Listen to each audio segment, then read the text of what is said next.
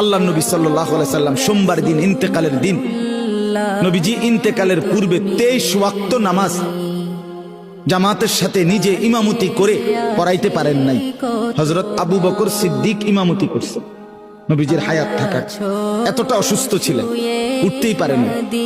শেষ দিন সোমবার ফজরের ওয়াক্তে আল্লাহ নবী সাল্লাল্লাহু আলাইহি ওয়াসাল্লাম মসজিদে নামাজ শুরু হয়েছে। ফজর নবীজি ওনার স্ত্রী আয়েশা রাদিয়াল্লাহু তাআলা আনহা ওনার পিঠে বুকে মাথা রেখেছিলেন। নবীজি বললেন, আয়েশা আমারে সোজা করে বসাও, আমার হুজরার পর্দা সরাও, আমি আমার সাহাবীদের ফজরের নামাজের দৃশ্য দেখব।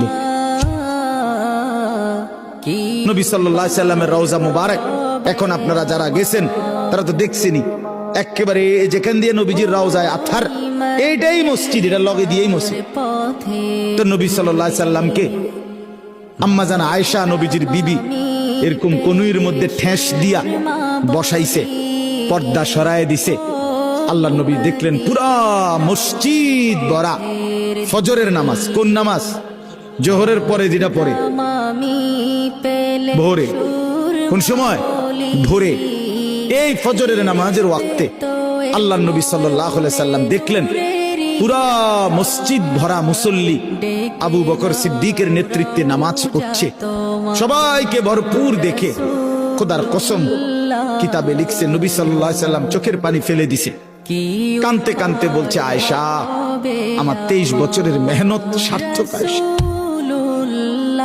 আমি বহুত কষ্ট করেছি রে আয়েশা, গত 23টা বছর আমি পাথরের আঘাত সয়েছি তায়েফে, আমার দান দান শহীদ করছি, আমি পেটের মধ্যে ক্ষুধার কষ্টে পাথর বাঁধছি, আমি কত রাত খাই নাই, কত দিন খাই নাই, অভুক্ত আমি রাত কাটাইছি, দিন কাটাইছি, পাথরের আঘাতে আমার পিঠ চালনির মতো ছিদ্র ছিদ্র হয়ে গেছে, আমার রক্তে উহুদের জমিন ভেসে গেছে, আমি ক্ষুধার কষ্টে 2টা পাথর বাঁধছি, এই যে কষ্ট করছি আয়েশা, আজ আমার উম্মতকে দেখলাম ফজরের নামাজে মসজিদ ভরা নামাজে আসছে, আমি খুশি, আমি সার্থক, আমার মেহনত সার্থক।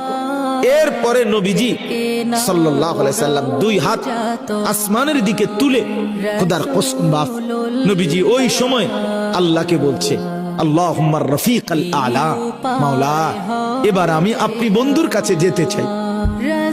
সেদিন সোমবার জোহরের আগে জাওয়ালের সময়, মানে সূর্য পশ্চিম দিকে যখন হেলতেছে এই সময় জোহরের আগে আল্লাহর নবী সাল্লাল্লাহু আলাইহি ওয়াসাল্লাম ইন্তেকাল করছে।